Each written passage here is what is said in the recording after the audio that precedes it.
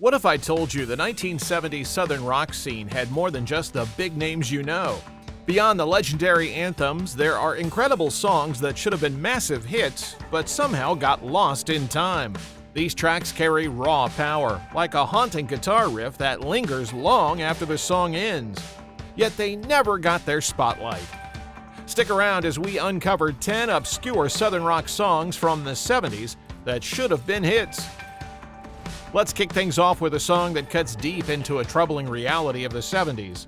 Mr. Saturday Night Special. I'm talking about Lynyrd Skynyrd's Saturday Night Special, a 1975 track from their album Nothin' Fancy that grabs you with its raw, unflinching look at gun violence. Through Ronnie Van Zant's gritty vocals, you feel the anger and pain as he paints chilling scenes of reckless nights and tragic ends. This isn't just a song, it's a punch to the gut. Those pounding snare hits and eerie guitar riffs should have sent it soaring up the charts, but it only peaked at number 27 on the Billboard Hot 100 and number 63 in Canada. Why such a modest reach? The song's bold anti-gun stance clashed with the band's rough-and-tumble party image, which likely limited radio play. Despite its power, it stayed in the shadow of their bigger, more carefree hits. That anti-gun message came from a real place. Growing up on Jacksonville's rough west side, the band saw gun violence up close. Friends and neighbors lost to cheap handguns. Ronnie's lyrics carried that weight, making every word hit harder. Taking on such a heavy issue without holding back made it a tough sell for some fans and stations back then. Up next, we've got another track coming up that blends styles in a way you wouldn't expect. But before that, don't forget to like and subscribe to the channel.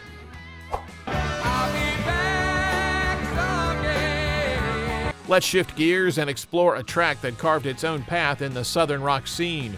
That's the Marshall Tucker Band's Take the Highway from their self-titled 1973 debut. This song pulls you in with a sound that feels both familiar and unexpected, capturing the weary ache of life on the road. Soft guitar strums carry the weight of endless miles, blending with instruments that set it apart from the usual grit of the genre. Jerry Eubank's flute and saxophone work adds a jazzy, soulful depth, mixing country and jazz into southern rock. Picture a lonely traveler, guitar over their shoulder, trekking down a dusty road under vast skies. The melody rolls like that highway, tugging at your emotions with every note. Yet it never hit the charts. Why? It wasn't released as a single and got buried under their hit, Can't You See? Its unique, less radio-friendly structure didn't help either. Fun fact, the band's name came from a railroad company, a quirky nod to their southern roots. Despite their talent, this track's bold mix of styles kept it off mainstream airwaves. For those who dig deeper into albums, though, it's a hidden gem worth the search. Let's keep going to a song that packs a completely different kind of energy. Molly Hatchet's Bounty Hunter from 1978 is unfiltered southern rock, bursting with raw power. Danny Joe Brown's intense vocals drive it forward, supported by the band's signature three-guitar attack, a defining hallmark that echoes Lynyrd Skynyrd's famed three-guitar army. Right from the opening notes of their debut album, it slams into you with a heavy, relentless edge. Still, as just an album track, it never got a single release. That meant no shot at mainstream radio, and no way to reach a wider crowd. Picture those guitars ripping through the mix, each riff sharp and fierce. This dark, powerful sound carved out Molly Hatchet's identity, resonating with fans who crave the heavier side of southern rock. Yet it stayed largely unheard by the masses. The band's name ties into old-world tales of grit and legend, adding a layer of mystique. Even so, that wasn't enough to push this track into the spotlight. Without a single release, its raw energy remained a secret, cherished only by those who spun the full album. Now, let's explore a track that shifts the mood with a different kind of heart. Point Blank's Lone Star Fool from 1976 is a bluesy southern rock gem that captures the sting of love gone wrong. With rough-edged vocals and a slow, aching burn, it pulls you in. Formed in Irving, Texas, the band poured raw feeling into their debut album. Recorded after grinding through over 200 shows a year alongside heavyweights like ZZ Top and Lynyrd Skynyrd. That road-worn life bleeds into every note, making the song feel deeply lived in. Here's the thing, it remained an album track, and with no single release, it had no chart run. That meant zero radio play and little chance to reach beyond their loyal fans.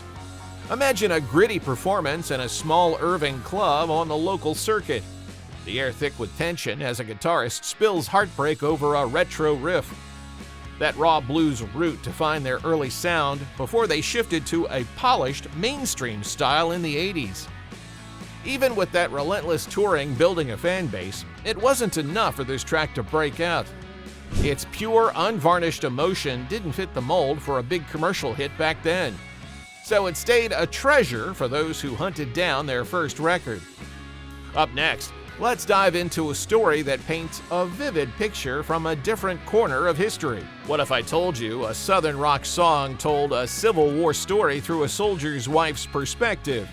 And Atlanta's burning down. I'm talking about Dickie Betts' Atlanta's Burning Down, the title track of his third solo album, released on March 17, 1978 with Great Southern. This song blends boogie rock with country vibes, crafting a sound that's tough yet tender. It paints a gripping picture of Atlanta's destruction during the Civil War, focusing on the pain of someone watching war rip their world apart. Far from the usual southern rock themes. As a solo effort, it lingered in the shadow of Betts' legacy with the Allman Brothers Band. Critics also noted the album suffered from slick and overwrought production, which dulled its impact. Picture Betts' smooth guitar weaving through the melody, echoing the heartbreak of a city in flames. It's a rare personal story that hits hard. This track's historical focus was unlike anything else in southern rock at the time. Its unique Civil War narrative made it stand out, yet its niche topic and solo status kept it from wider fame. Most fans outside his core circle never even heard it. Stick around, we've got a track coming up that'll pull you right into motion with its unstoppable rhythm. Ever hear a harmonica sound so much like a steam engine it practically pulls you along?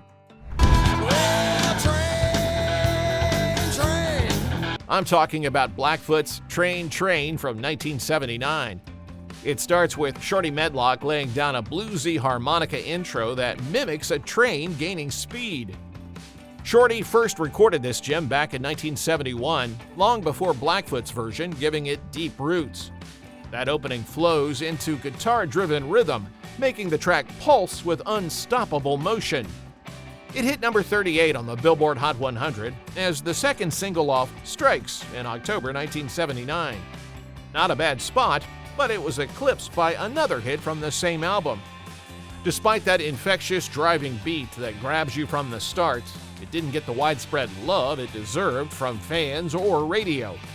Picture a locomotive tearing through the South, harmonica crying out as the rock groove builds. Covers by artists like Warrant and Dolly Parton prove this track's timeless appeal across genres. So, why wasn't it a bigger contender? It simply got lost behind flashier songs on the record. Still, for those who know it, it's a classic worth cranking up. Up next, we've got a musical ride coming up that stretches out in a way you won't expect. What if I told you a southern rock song could feel like a 9-minute trip through guitar heaven? That's the Outlaws' Green Grass and High Tides from 1975. Green grass and high tides forever.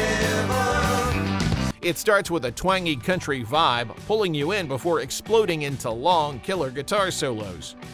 Dubbed the Florida Guitar Army, the band layers riffs that seem to tell an endless story, straight from their debut album, Outlaws, which hit number 13 on the Billboard album charts.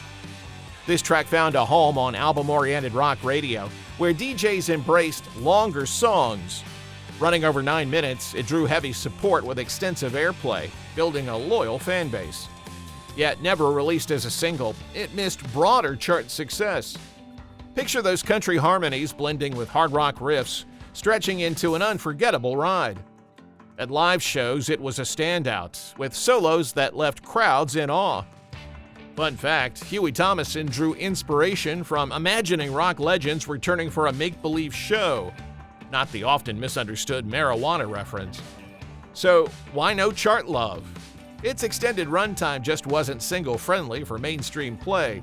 Still, it's a legend among rock radio fans who cherish those long, powerful spins. Now, let's explore another powerful piece waiting to unfold with soul and grit. Ever wonder if Blackfoot crafted their own rival to Freebird with equal passion? That's Highway Song from 1979. Released as the lead single from their third album, Strikes, this piece of southern rock hits hard with a constant ringing guitar riff and fiery lead solos that burn with intensity. Its compelling vocal melodies and lyrics captures the heart of the genre's raw emotion. It reached number 26 on the Billboard Hot 100, proving it had solid ground. Yet it often fell behind other tracks in Blackfoot's lineup, not sticking as their defining hit. Picture a long highway at dusk, the fading light matching the ache in Ricky Medlock's voice, stirring memories of your own endless drives. That guitar solo grabs you, refusing to let go. Many likened it to Lynyrd Skynyrd's work, with some critics even calling it a knockoff. But it still showcased Blackfoot's mastery of epic guitar solos. So why didn't this anthem rise higher? Competition from their own catalog, like other standout songs, dimmed its spotlight.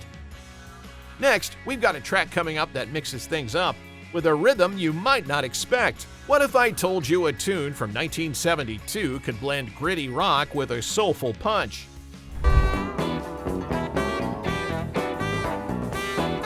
I'm talking about Wet Willie's Red Hot Chicken, a standout from their second album, Wet Willie 2. Hailing from Alabama, this band crafted a vibe with a unique wooden leg funk, thanks to a guitar riff possibly inspired by Wilson Pickett. Their tight instrumentation creates something fresh, mixing raw energy with a groove that's hard to resist. Even with its distinct sound, it didn't make a dent on the charts. Released as a single, it failed to hit the Billboard Hot 100 and was later reviewed as the weakest track on their greatest hits compilation. Imagine a southern gathering, this rhythm filling the air, blending rock's edge with a danceable beat. Wet Willie often got labeled as just another rock outfit, but their soul and R&B roots shine here, setting them apart. So why didn't this fiery track catch on? Poor promotion kept it a hidden gem, known only to those who dug into their full albums. Stick around now, we've got a story that'll crank up the energy and take you back to a defining moment. What if I told you a 1979 track became the spark for a southern rock outfit's rise? I'm talking about 38 Special's Rockin' Into the Night from their third album. Hailing from Jacksonville, Florida, they delivered high-energy southern rock with a punchy rhythm and Donnie Van Zant's commanding vocals. This song marked their first entry onto the Billboard Hot 100, a crucial step in getting noticed in a packed music scene. It peaked at number 43 on the Hot 100, a promising start for a breakout band. Still, it was soon overshadowed by later hits like Caught Up in You at number 10 and Hold On Loosely at number 27. Picture a lively 79 venue, the crowd caught up in the driving beat, fueled by dual guitarist Jeff Carlisi and Don Barnes, a dual drummer setup, and dual vocalists adding depth. That raw excitement defined their early fire. Fun fact, this track was penned by Survivor's Jim Peterick, originally meant for his own band, but it became 38 Special's ticket to fame. It also hinted at their shift to album-oriented rock, paving the way for wider radio play. So why didn't it stick as a classic? Later successes simply outshone it. Still, it's a vital piece of their gritty start. Let's look at some final reflections to share on this ride through forgotten southern rock treasures. As we close, let's reflect on how these 10 songs from the 1970s prove the genre's depth far beyond the usual hits. Think of Dickie Betts' haunting Civil War tale in Atlanta's Burning Down. or the 9-minute guitar odyssey of Green Grass and High Tides by the Outlaws? What overlooked tracks do you love? Drop your favorites in the comments, and don't forget to like and subscribe for more forgotten classics.